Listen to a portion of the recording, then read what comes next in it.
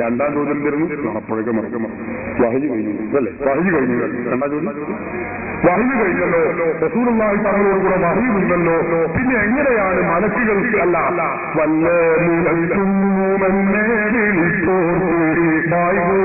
ഉത്തീരം ചെയ്യും ഞാനെന്നോ എന്ന് പറഞ്ഞ മുഹീദ്ദീൻ ഷെയ്ഖ് എന്ത് പറഞ്ഞത്?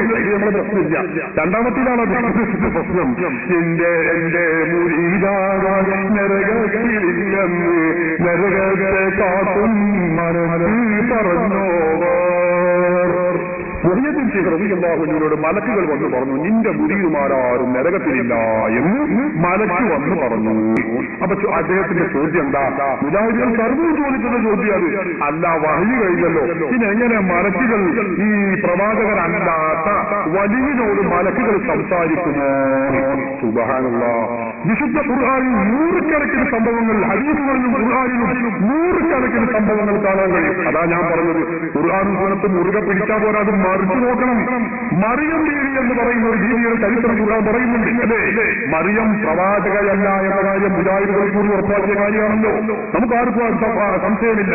മറിയം ബീവി പ്രവാചകയല്ല, നബിയല്ല.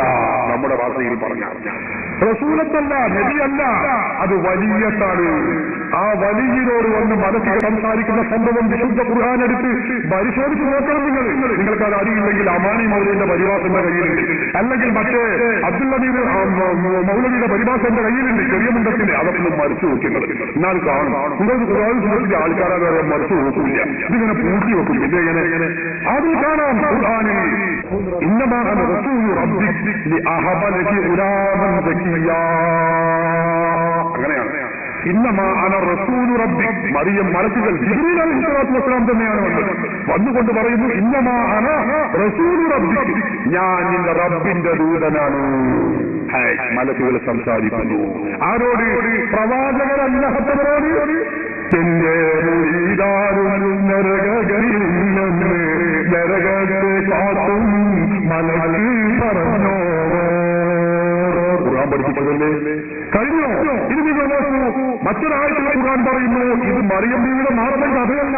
ഖുർആൻ നിങ്ങൾ നല്ലോണം പഠിക്കണം, ശരിക്കും നിങ്ങൾ ചിന്തിക്കണം. എന്താണ് ഖുർആൻ പറയുന്നത്? സതനസ്സലു അലൈഹിമുൽ മലായിക, മലക്കുകൾ അവരിലേക്ക് ഇറങ്ങി വരുന്നു. മലക്കുകൾ അവരിലേക്ക് ഇറങ്ങി വരുന്നു. ഖുർആനാണിത്. മലക്കുകൾ അവരിലേക്ക് ഇറങ്ങി വരും. മുർസലീകളെ പറ്റി എന്താ പറഞ്ഞത്? മനുഷ്യർക്കെതിരായി പറയുന്നത്. ഖുർആനാണ്, നിഷേധിക്കാൻ കഴിയില്ല. എന്നിട്ട് മലക്കുകൾ വന്നുകൊണ്ട് പറയുന്നു, അല്ലാ തഖാഫൂ വലാ തഹ്സനൂ, നിങ്ങൾ വിഷമിക്കേണ്ടതില്ല, നിങ്ങൾ ദുഃഖിക്കേണ്ടതില്ല. വഅബ്ശിറൂ ബിൽ ജന്നത്തിൽ ലതീ കുൻതും തുഅദൂൻ, നിങ്ങൾക്ക് സ്വർഗമുണ്ട്, ആ സ്വർഗം കൊണ്ട് നിങ്ങൾ സന്തോഷിക്കുക.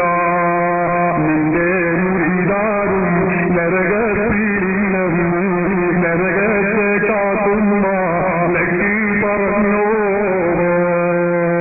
ഖുർആൻ പഠിപ്പിക്കുന്ന കാര്യമാണ്. അതിൽ നിങ്ങൾ പരീക്ഷിക്കേണ്ടതില്ല.